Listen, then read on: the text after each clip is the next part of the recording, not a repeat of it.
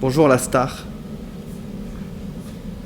Welcome to Avignon Beach. Bonjour à tous, j'espère que tout le monde va bien, on se retrouve. Je pense qu'on est à plus un mois des Wodapalooza. Au niveau des dates, 13-14, ouais, un mois et 10 jours après les Wodapalooza.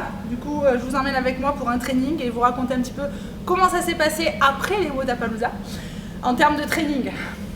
Voilà. Et comme d'habitude, on se retrouve avec du snatch. J'en peux plus. On a l'impression que je fais tout le temps de l'haltéro, mais pas du tout, pas du tout. À chaque fois que je vois Jordan, on fait du snatch. Et est-ce que tu as un petit message à dire à Hello dans ces cas-là? Oui, oui. Je pense que, comme je disais à Hello, je vais faire des séminaires haltéro maintenant. Et le bac à magnésie, celui-là, vous l'avez pas. Vous savez pourquoi? C'est un vrai bac à magnésie d'un club des gyms. Du coup, sachez que tous les gymnastes, tous et toutes les gymnastes, passent leur vie ici. C'est le bar. Bon, j'ai du power snatch aujourd'hui, du touch and go. J'ai pas grand chose, donc c'est cool. Mais je vous emmène quand même avec moi. Eh ben, c'est moi. Wow. Ok. Bon, du coup, Jess, combien de temps t'as passé aux États-Unis après cette fameuse compétition? Alors, je suis restée plus de temps que prévu. J'ai repoussé mon billet avec Célia. Je suis restée 3 semaines en tout. Donc, il y a eu la semaine de compète et je suis restée quasiment 2 semaines après en mode de chill. J'ai eu une semaine où je me suis absolument pas entraînée. Je crois qu'avec Célia, on a fait un WOD, on a fait un drop dans une box à Key West, en bas de la côte. Et c'est tout. J'avais des soulevés de terre à 70 et j'avais l'impression de soulever 130 kilos. Voilà, ça c'est la réalité. Mais du coup, quand on fait une compétition aussi importante, comment on fait pour revenir entre guillemets à la vie normale? Non, maintenant j'ai l'habitude, mais après une grosse compète, c'est vrai qu'on dit souvent qu'il faut de la récup, mais on ne peut pas déterminer combien de temps. Je pense que ça dépend vraiment des gens. Il y a des gens, ils ont besoin de 2-3 jours. Alors évidemment, ça dépend des compètes. Il y a des gens, ils ont besoin d'une semaine, 10 jours. Moi, je me dis toujours, pendant quelques jours, je fais vraiment rien. Ça peut aller de 2 à 4 jours où je fais vraiment rien. Et après, j'ai la remise en route. Alors, on a toujours l'impression de repartir à zéro. Mais par contre, moi, ce qui s'est passé, c'est que quand je suis rentrée en France, j'ai eu 10-15 jours où j'ai eu encore un rebond de nerveux, en fait. Et j'étais vraiment, vraiment en forme. Il faudrait que je mette des vidéos. Genre, les barres, je dis pas qu'elles étaient légères, les barres d'haltéro. Elles n'étaient pas légères, mais j'étais vraiment à l'aise. Et là, par contre, j'ai un espèce de contre-coup. Mais ça, c'est normal. Voilà, et on est à un mois après. Donc, comment on gère? On fait... moi, je me dis toujours, écoute, tu fais du mieux que tu peux tous les jours. C'est-à-dire, tu viens et tu vois.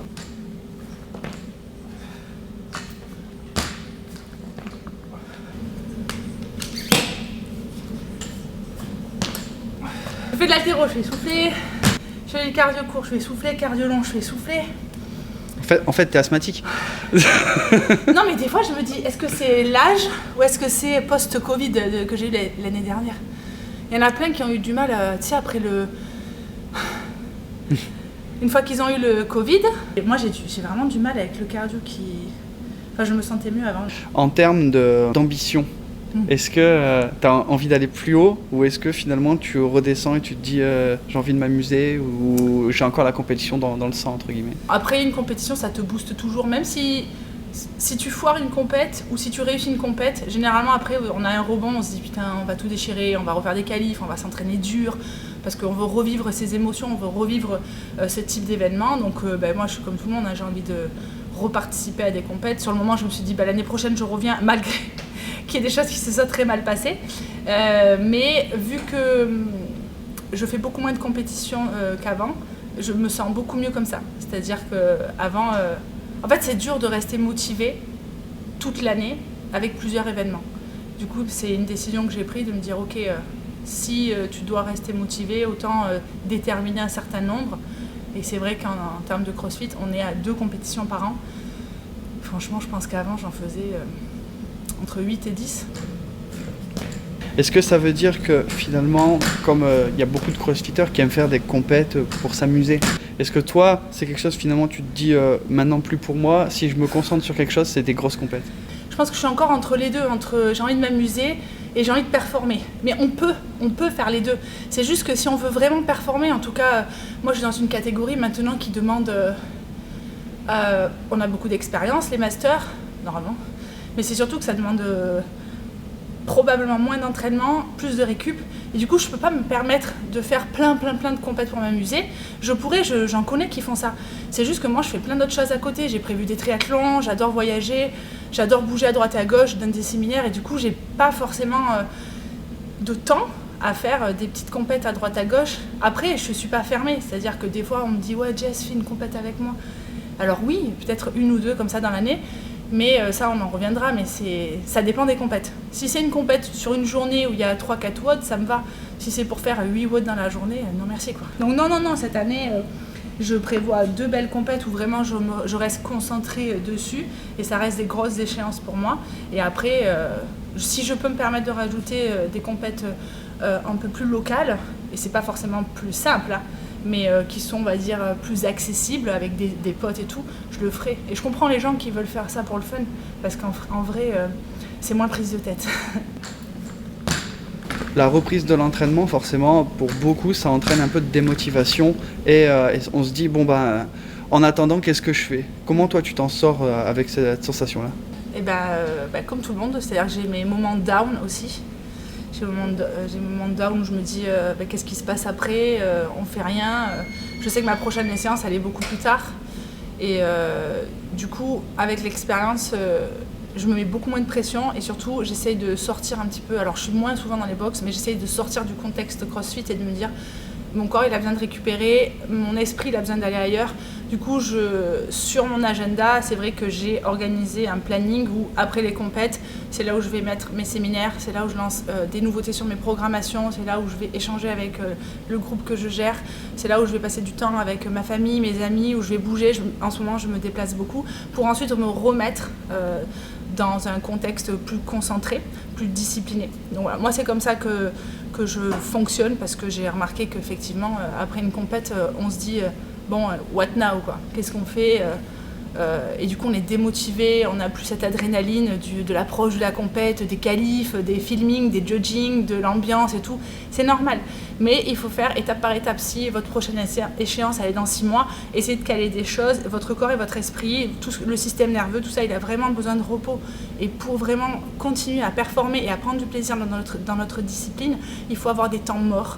Et c'est vrai que moi j'ai l'impression que j'en ai souvent des temps morts, mais ça me convient comme ça. Regardez, après les Wodapalooza, j'ai eu 2 semaines aux États-Unis où j'ai rien fait et ça m'a vraiment fait du bien.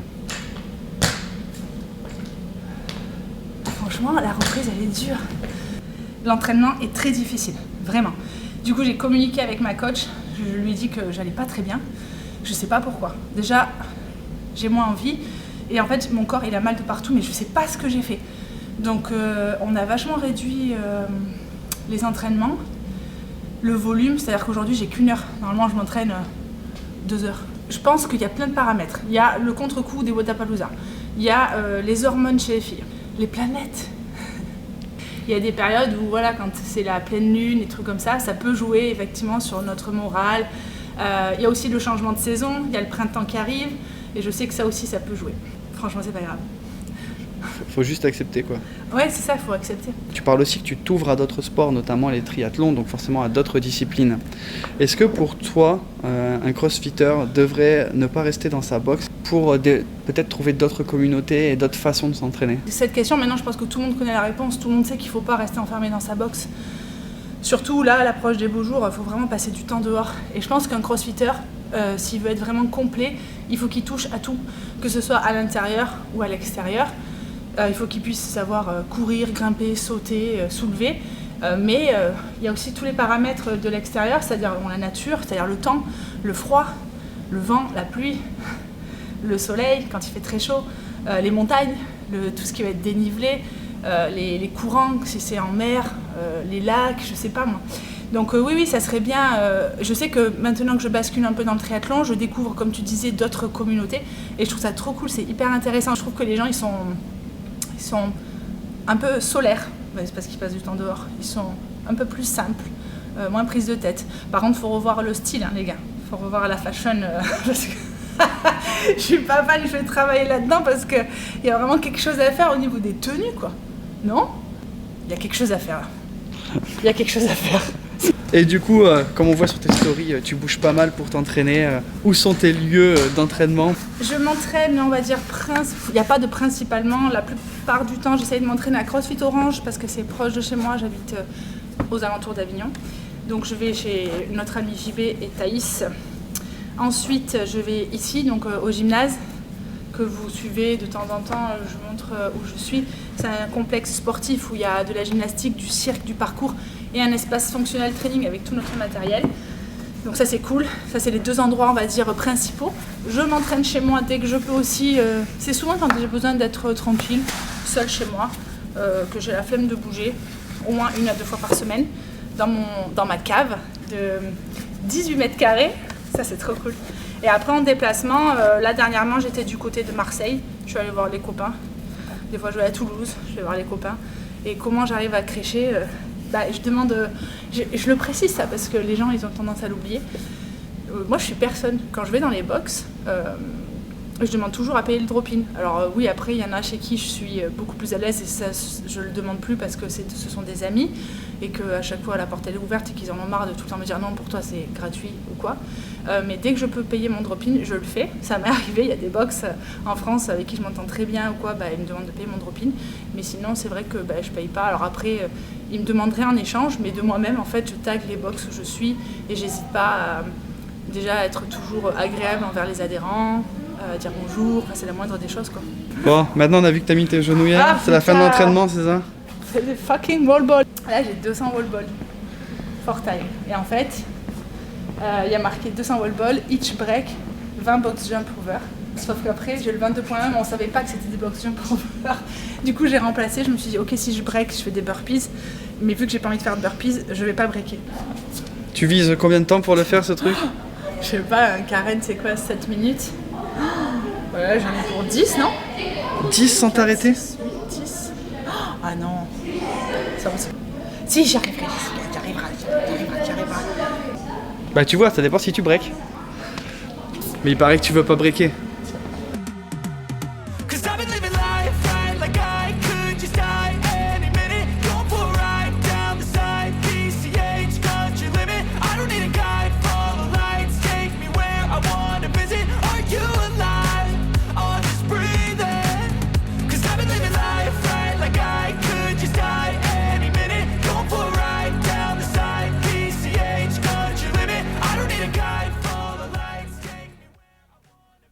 Bon alors ça va? Combien de temps? « 15 moins 6. Toujours 9. 9 minutes. 9, ouais. Soit 8,55, soit 9,05, je sais pas, ça compte à l'envers. Alors j'ai pas posé la balle. J'ai pas breaké, mais je me suis arrêtée avec la balle ici. Là, t'as vu les bras que j'ai? On va dire que je suis dopée, c'est cool. C'est un compliment pour moi. Mais c'est mental. Par contre, tu vois, j'ai plus senti les bras que les jambes. D'habitude, c'est l'inverse. Donc, le travail sur les jambes fonctionne. Voilà. Bon. Je crois que c'est le moment de clôturer la vidéo sur ce magnifique exercice. Eh ben, écoutez, merci de m'avoir suivi sur, j'allais dire une journée, mais en fait, c'était pas une journée, c'était 1 heure. Écoutez, je reprends tranquille. Je reprends doucement. La prochaine échéance, c'est en avril, j'ai des qualifs. Inch'Allah, il y a une compète derrière. Et prépa triathlon aussi, donc du coup beaucoup moins de volume sur des entraînements à haute intensité, des entraînements avec charge. On essaye de maintenir mon niveau actuel sur l'haltéro, la force générale, et on essaye de travailler sur beaucoup plus le long, et c'est encore une nouvelle épreuve pour moi. J'adore me fixer des objectifs. J'espère que ça vous a plu. J'espère que ça vous aura aidé si jamais vous faites de la compétition. Voilà, sachez qu'après les compètes, c'est un peu le down et ça fait partie du jeu. Il faut pouvoir être capable de débrancher le cerveau pour pouvoir mieux repartir. Focalisez-vous sur d'autres choses que le crossfit, il n'y a pas que ça dans la vie. C'est tout, maintenant on va manger. À très vite.